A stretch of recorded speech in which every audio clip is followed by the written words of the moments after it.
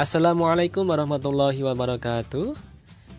Kami ucapkan selamat kepada para siswa karena telah menyelesaikan materi bab 1 mengenai dinamika perwujudan Pancasila dari masa ke masa. Pada video ini akan dilanjutkan materi dari kelas 9. Untuk bab 2 akan membahas mengenai pembukaan Undang-Undang Dasar Negara Republik Indonesia tahun 1945. Untuk video yang pertama ini akan dibahas mengenai makna alinea pembukaan UUD 1945. Tentunya kalian sudah sering sekali mendengarkan pembacaan dari pembukaan UUD 1945. Namun, apakah kalian sudah tahu apa makna dari setiap alinea dari pembukaan tersebut? Maka untuk video kali ini kita akan membahasnya bersama-sama. Sebelum itu, mari kita lihat dulu kompetensi dasar pada materi kita kali ini. Ada 4 kompetensi. Yang pertama adalah sikap spiritual, yang kedua adalah sikap sosial, yang ketiga adalah kompetensi pengetahuan, dan yang keempat adalah kompetensi keterampilan.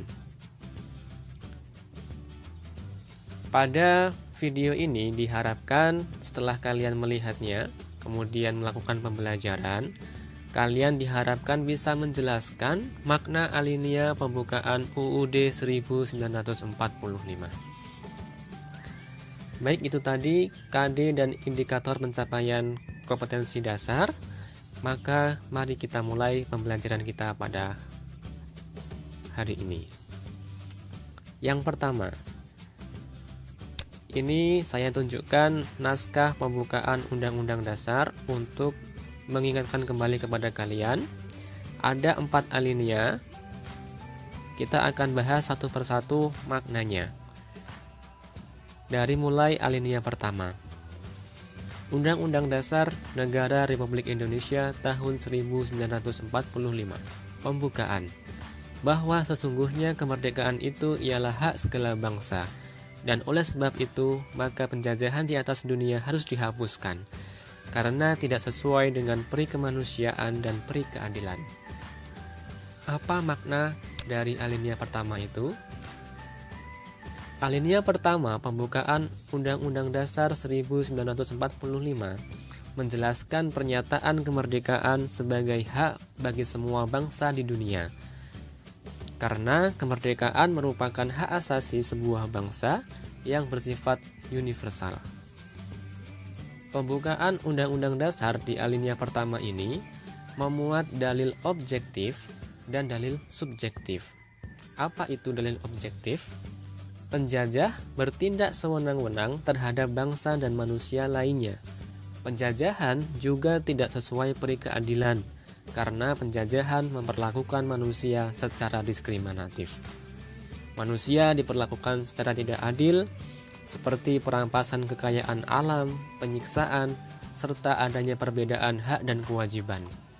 Dalil ini menjadi alasan bangsa Indonesia untuk berjuang memperoleh dan mempertahankan kemerdekaan. Selain itu, juga membantu perjuangan bangsa lain yang masih terjajah untuk memperoleh kemerdekaan. Pernyataan ini objektif karena diakui oleh bangsa-bangsa yang beradab di dunia. Jadi, maksudnya dalil objektif adalah dalil itu atau alasan itu memang diakui oleh bangsa-bangsa yang ada di dunia ini. Semua negara, semua bangsa pasti setuju bahwasannya penjajahan itu tidak sesuai dengan peri kemanusiaan dan peri keadilan. Itulah makna dalil objektif. Nah, kemudian yang kedua adalah dalil subjektif. Apa itu dalil subjektif? Dalil subjektif yaitu aspirasi bangsa Indonesia untuk melepaskan diri dari penjajahan. Pada intinya, dalil subjektif ini adalah alasan dari bangsa Indonesia sendiri mengapa kok bangsa kita harus merdeka.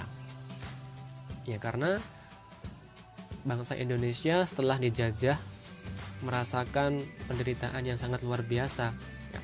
Rakyatnya menderita kelaparan, kemiskinan, dan lain sebagainya. Kemudian terjadinya perampasan hak. Nah, itulah mengapa kok Indonesia harus merdeka, ya karena sangat menderita. Itulah namanya dalil subjektif.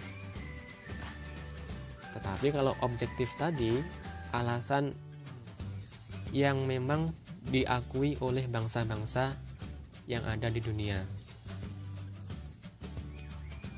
Pastinya semua bangsa setuju bahwasanya penjajahan itu tidak sesuai dengan peri kemanusiaan dan peri keadilan. Kemudian alinea kedua. Dan perjuangan pergerakan kemerdekaan Indonesia telah sampailah kepada saat yang berbahagia, dengan selamat sentosa mengantarkan rakyat Indonesia ke depan pintu gerbang kemerdekaan negara Indonesia yang merdeka, bersatu, berdaulat, adil, dan makmur. Apa maknanya? Alinea kedua menunjukkan ketepatan dan ketajaman penilaian bangsa Indonesia terhadap yang pertama, bahwa perjuangan bangsa Indonesia telah mencapai tingkat yang menentukan. Kedua, bahwa momentum yang telah dicapai harus dimanfaatkan untuk menyatakan kemerdekaan. Dan yang ketiga, kemerdekaan harus diisi dengan mewujudkan negara Indonesia yang merdeka, bersatu, berdaulat, adil, dan makmur. Tentunya sebagai bangsa Indonesia, kita harus meyakini bahwa kemerdekaan bukanlah akhir dari perjuangan bangsa. Kemerdekaan yang diraih harus mampu mengantarkan rakyat Indonesia menuju cita-cita nasional, yaitu negara yang merdeka, bersatu, berdaulat, adil, dan makmur. Itulah makna dari alinea kedua. Selanjutnya, alinea ketiga. Atas berkat rahmat Allah yang Maha Kuasa dan dengan didorongkan oleh keinginan luhur supaya berkehidupan kebangsaan yang bebas, maka rakyat Indonesia menyatakan dengan ini kemerdekaannya. Maknanya apa?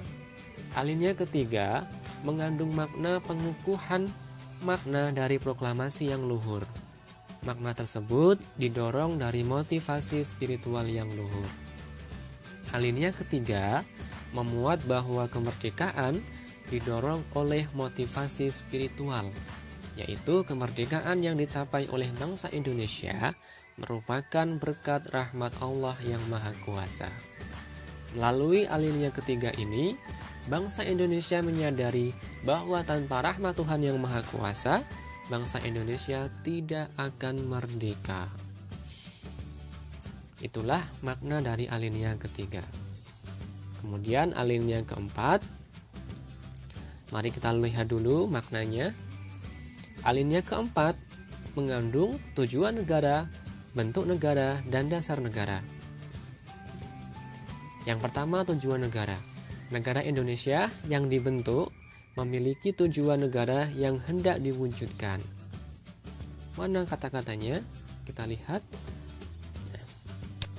Kemudian daripada itu, untuk membentuk suatu pemerintah negara Indonesia yang, nah inilah tujuan negara kita, melindungi segenap bangsa Indonesia dan seluruh tumpah darah Indonesia, dan untuk memajukan kesejahteraan umum, mencerdaskan kehidupan bangsa, dan ikut melaksanakan ketertiban dunia yang berdasarkan kemerdekaan, perdamaian abadi, dan keadilan sosial.